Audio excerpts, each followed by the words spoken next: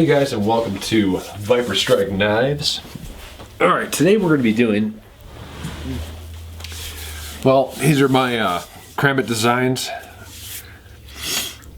and I'd never seen anybody make a like SharkTooth style blade, and that was basically my first design, my first video on this channel. I thought it'd be a cool idea. I tried to stay more true to them in these designs, to the actual teeth that are on the sharks. So, the reason I made these is I'd never seen anybody make anything like a real shark tooth. So, I decided to give these a shot, and in this video I'm going to be showing you guys not necessarily the sheath and the handle paracord wrapping, but how I temper the steel. No, I don't show the cutting out of my designs, but you guys the heat treatment process I do for the 1095 that's on these blades. I also show the acid quench at the end after the temper, and it's really a cool process. I really enjoy it. But the acid quench at the end, and then the stone wash finish, which is what is on all of these blades right here. And I obviously made sheaths for them, so hope you guys enjoy the video, and don't forget to like, comment, and subscribe. Hi guys, we are forging. Hey ladies and gentlemen, we are doing forging today. We're currently in the process right now, and we'll do a beginning to this video obviously. So anyways, we're on one of these next knives here. These are the shark teeth Karambits. I just did the tiger shark tooth with the serrates, real aggressive. Turned out pretty damn nice. Let's see. I don't know if you guys can hear that. The file can't penetrate the steel anymore, but on this one, you can hear it biting in. I don't want to do too much, but anyways, we're going to set up our next one. This is the current forge I have right now. It's kind of homemade, obviously, so we're going to set it up here, set our knife on here, and we'll get our next knife in there. Right now I'm just trying to keep the forge warm. Kind of a spur of the moment thing here, having the bring the camera out, so let me bolt this knife to it, and we'll go from there.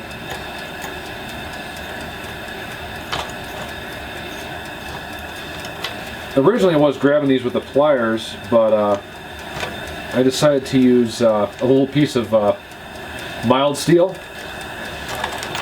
Just give you a second here. It's kind of hot still. Let me get my glove. My glovin'.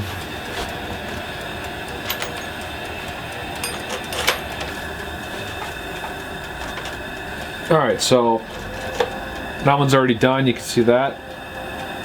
This is happens after you quench it. We're going to start this one right now. This one's attached. Got a piece of mild steel to make it longer so I can actually get in there without burning my hands off. Because no matter what, the heat does go through these gloves, so you gotta kind of be careful. These are like fireplace gloves or something like that. So, but anyways, let's start this one up. So what I like to do is aim it downward, so so the actual knife gets hot. I'm gonna try to get the whole thing heat treated this time. I did with this one just about half an hour ago, so we'll throw this one in now. But I do need to open the back vent here, so give me a second. Let's get that one set for a second. Let's open that vent in the back. Get a lot of heat in there. I mean, a lot of heat. So we need to hit this thing to 1600 degrees, damn near. which is pretty hot. So this blade comes out.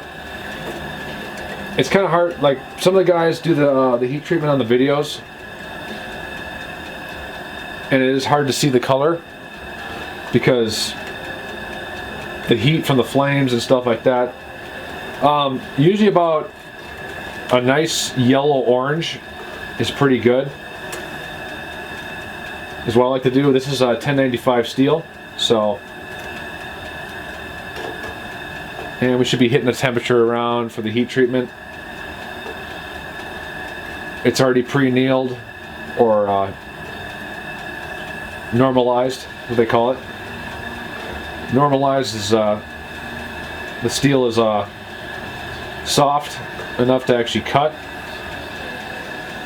but when we harden it,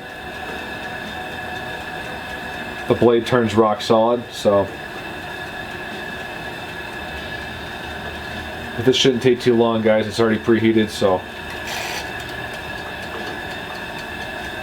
speed this video up.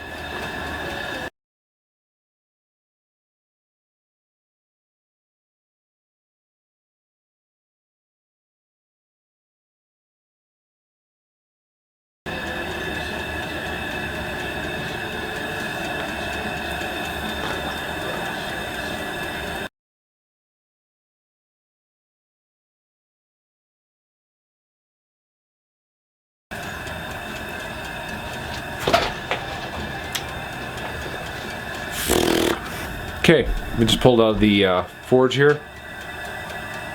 This is the Great White SharkTooth. I want to focus.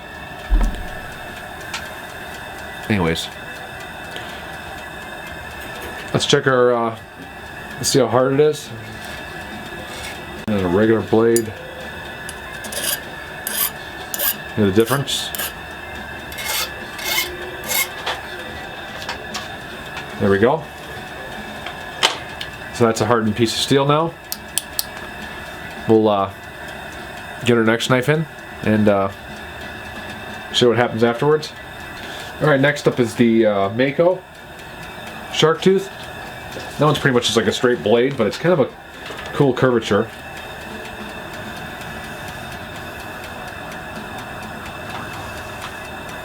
I always thought it'd be cool to make the shark teeth into a Karambit style knife. And I did some cool fin work right here. I said we'll talk about the details later on here, but let's get them forged for now. So this one's going in next.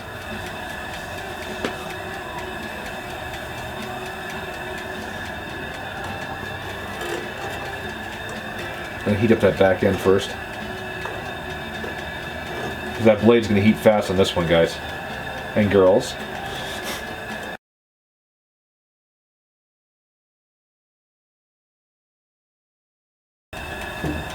Getting toasty in here. Guys, it's definitely not a well, it's kind of cool out today. We got a little overcast going on right now. It's supposed to get rain tomorrow. Well, I got the window open and the lights are off so I can see the heat, or see the steel. This one's gonna be double. Oh, actually, they're all gonna be double-edged, guys. But they're small blades.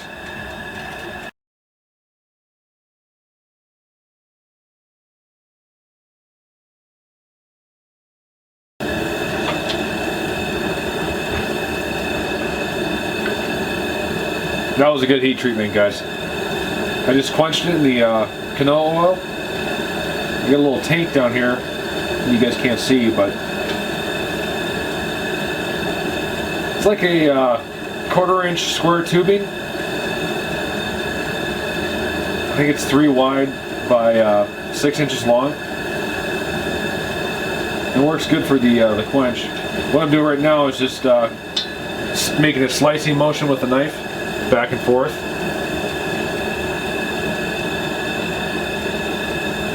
So what hardens it is the instant drop from this oil is heated to about 120 to 140 degrees. Let's turn this down. I think we're done for today.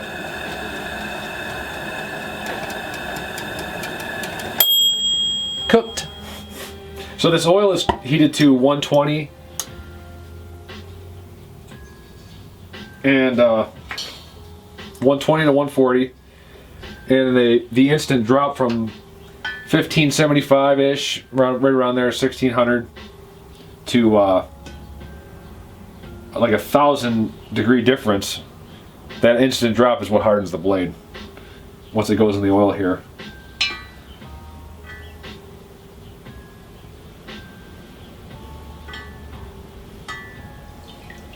So let's take a look at our treatment here. I know it looks ugly. They always do until you clean them up at the end.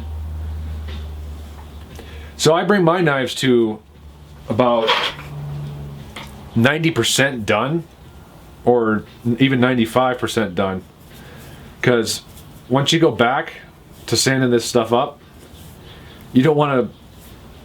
All I have to do now is basically put an edge on this, so, and that's it. And then for the other knives that have serrates, you just kind of sharpen those a little bit. That's basically done. But you don't want to have a bunch of work to do after you're done, because once this steel's hard, it is not going to be fun to make the rest of your shape or get to an edge. So definitely have it 90% to 95% done, all the work beforehand, which we did on this one and all the other ones. So I'm just checking to see here. Cool enough. Don't check them when they're hot.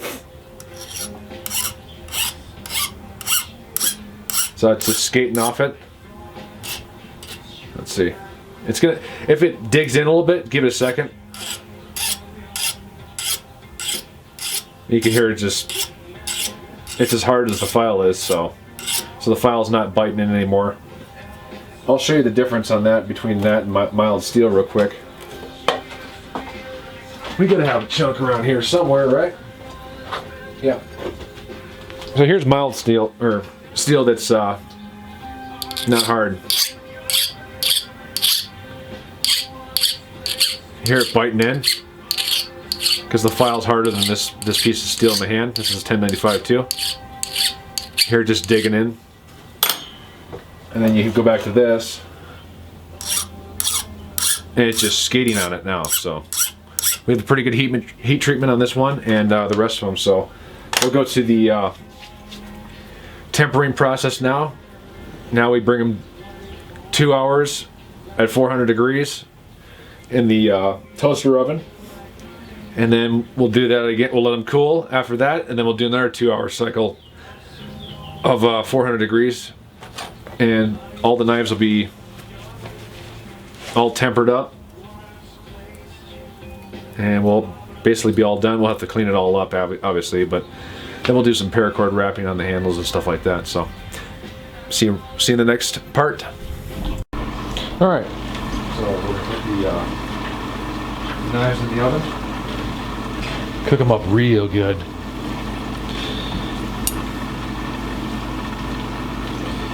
Okay, so we got 2 knives that are, I checked them, they picked up a slight warp, but we'll fix that on the last run.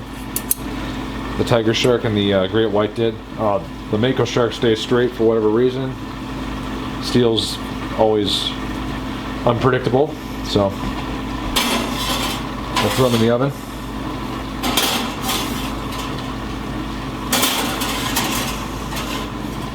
And this is to temper it down so we can actually sharpen it. So this is our first run on the at 2 hours at 400 degrees, and then we'll take them out, let them cool, and do another one.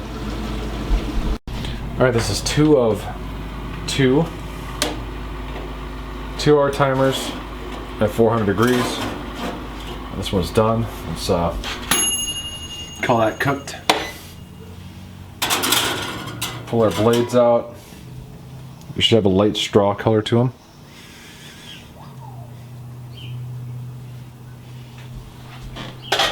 On the actual steel, I didn't take the time to grind them all down and take it off. And what we got here is the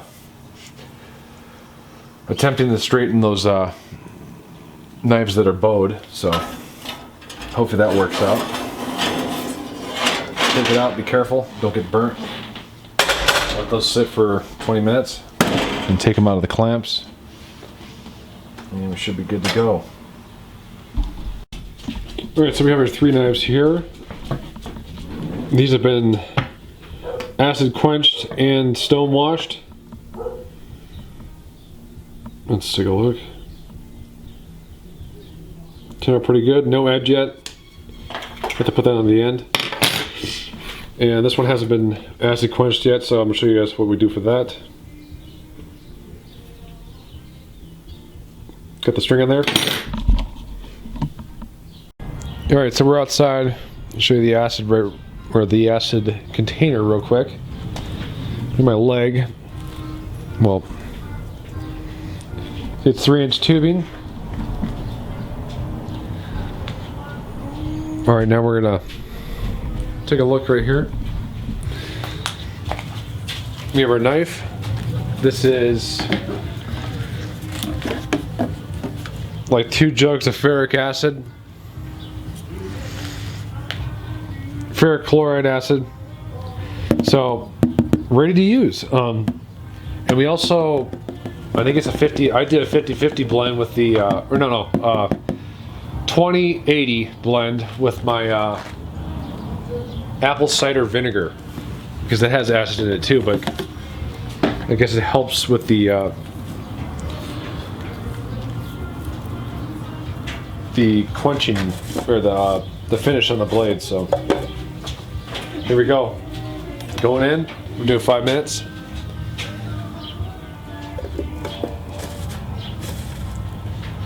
Let that sit. So I just pulled this out of the tube, took the string off, wiped off the acid. As you can see, okay, so we do have some imperfections here, but I was a paracord wrap all the handles anyways, so. Turned out pretty cool. It's not totally done. This one has serrates cut into it. We have to resharpen those, but other than that, it looks pretty nice. Alright. What you do next, after you pull out the acid, you got a cup here. It looks nasty. Take your blade with the acid quench on it, throw it in, and then what's in here is rocks. Doesn't matter what kind of rocks, really. Use a little WD-40 and soak your knife. And then put your lid on. Yes, it's a whey protein container. Works out pretty well, actually. And then you start shaking that bad boy. I did for about, I don't know, 5 minutes or so. You're gonna have to watch this. And once we're done, since my battery's almost dead, hopefully we can make it here. Pull that bad boy out. Yeah, it's gonna look like rust and stuff, but that's actually like dirt. And let's wipe that blade down a little bit. This one didn't come out as great. I think the heat quench got a little weird on me. But you can rinse that off afterwards. And this is basically a good coating for 1095, since it has high carbon content in it. It likes to rust. And this works out pretty well. So we had a full heat treatment on that. There we go. You can see the blade scratched up a little bit. This is kind of an imperfection in the steel, but you get that once in a while. But you can see all the nice little scratches in there. Give it a nice worn look. And we did get a full heat treatment all the way to the back end, just like the other ones. So the whole thing turned black. And that would be our acid quench stone wash finish.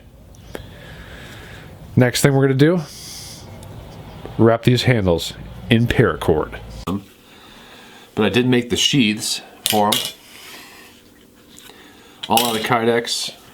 And punch the rivets in. The eyelets, I think that's what they're called.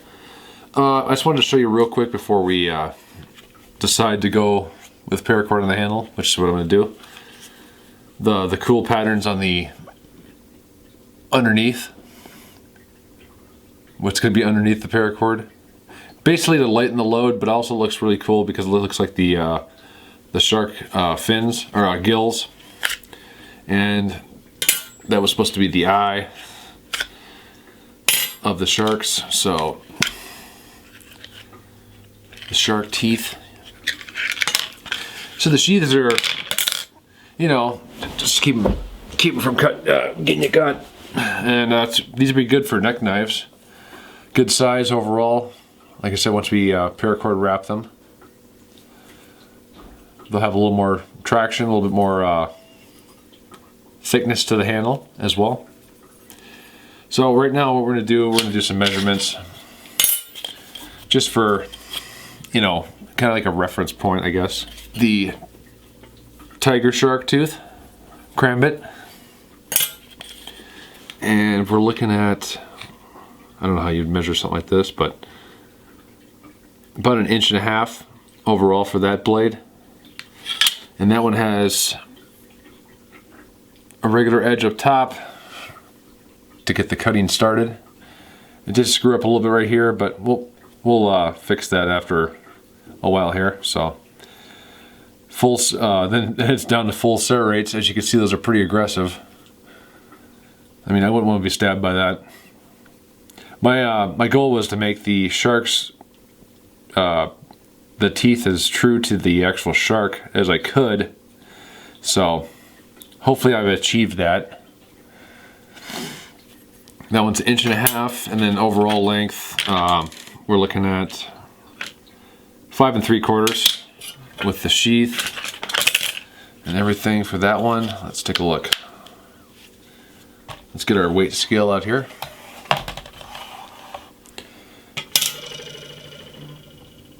And just for a comparison, since I like cold steel so much, we're going to do, there's our pounds. And make sure we zero that, or tear it.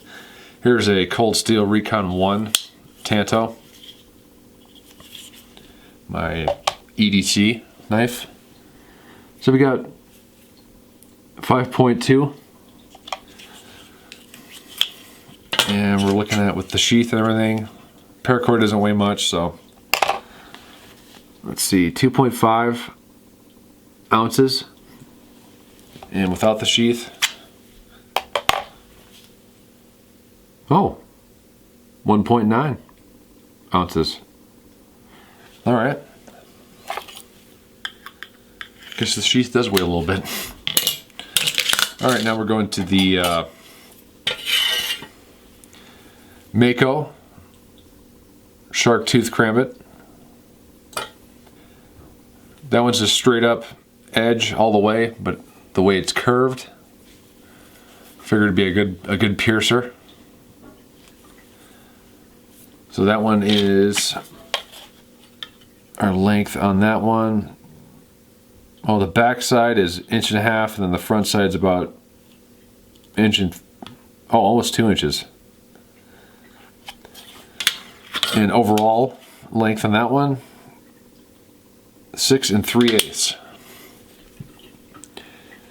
Weight with the sheath, let's take a look, guys. 2.3. Without, 1.7 ounces. Not too bad. This one's a little tighter for the sheath, but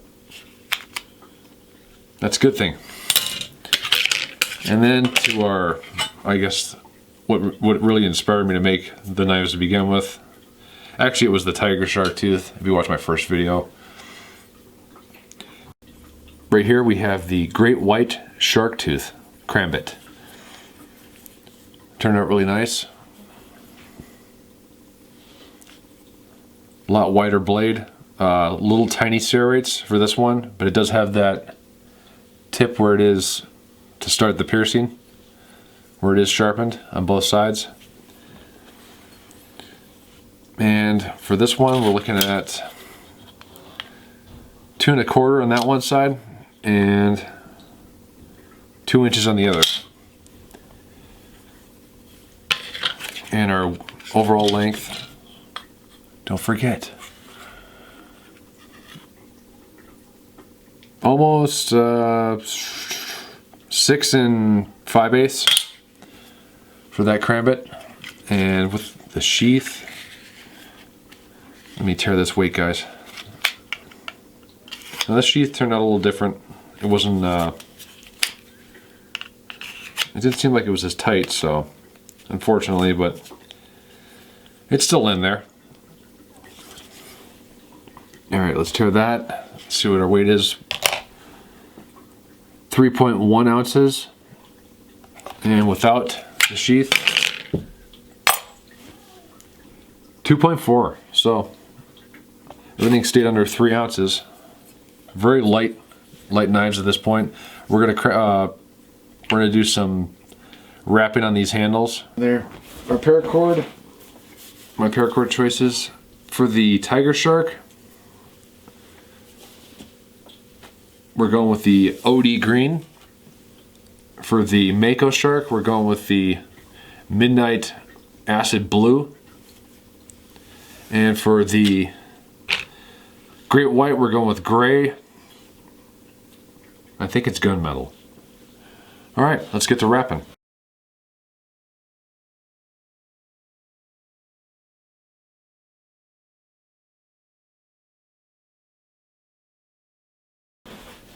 Just got the handles all paracorded and the neck lanyards, I guess you could say, all done. Now here's the Great White SharkTooth, Tiger SharkTooth, and the Mako SharkTooth. All turned out pretty nice. Let's give you a zoomed up view right there.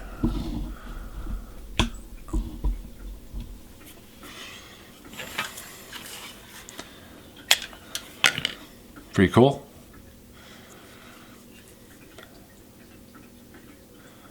That one didn't have any serrates on it, so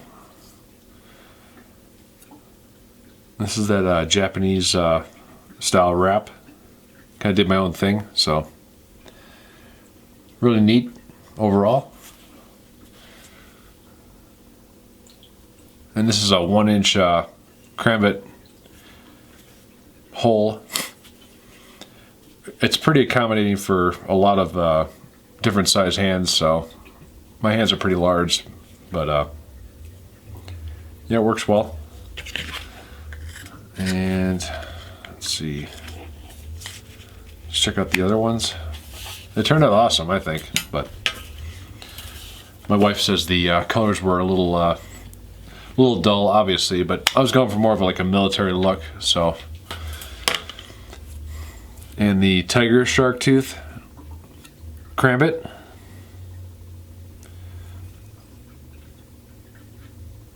I got those serrates pretty sharp. I don't know if you guys can see them. Sorta. Yeah, pretty aggressive. I made one like this from the my first video. Kind of like a redesign. I want to be more true to the actual Tiger SharkTooth. And we'll do some stabbing tests on cardboard here pretty quick to show you what they're capable of, I guess. And the Great White, those that got the real fine serrates. You can see that right there. Really scary, actually, if you were to use this for like a self-defense tool. I wouldn't want to be stabbed by something like this.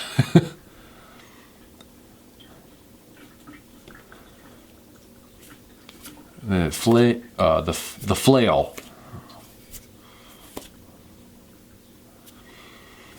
or straight up and down. I put a jimping on both, every one of them, right here, so your thumb doesn't go forward. Not really, I wouldn't say it's a very useful shape, but it would definitely cut some rope or something, or box openers. You know, let's try the, let's do the stabbing test now, guys. Start with the Mako. Using it for a self-defense or something like that. Buries it.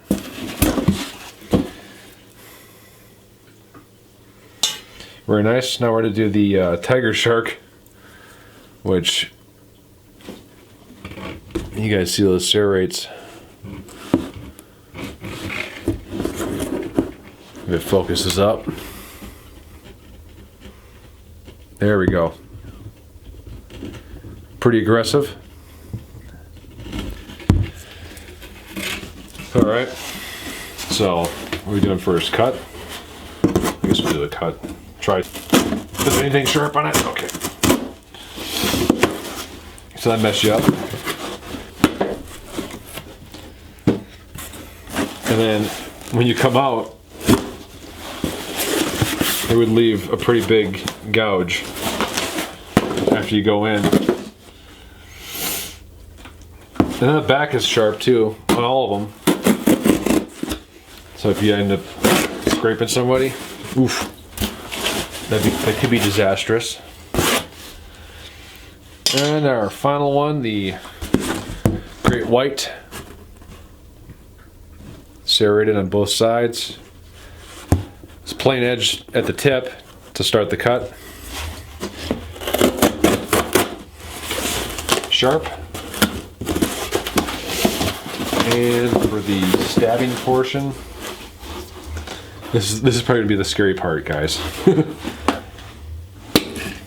Oh, it went past the hilt. Let's see how slow I can do it.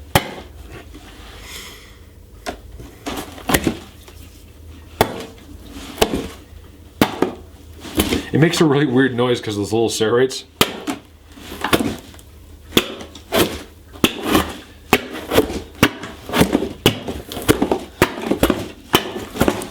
I mean, nobody wants to be bit by a shark, so. Anyways, guys, thank you guys for watching. Hopefully some more videos are coming up here in the future. I got like a Thanos style blade coming up, and what was the other one? The Predator, the wrist blade, but I'm gonna make it into a Karambit style. So keep you guys' eyes open for that one, and we'll see you in the next one. Thanks for watching.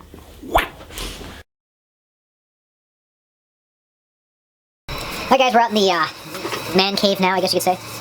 We are currently heating our forge up.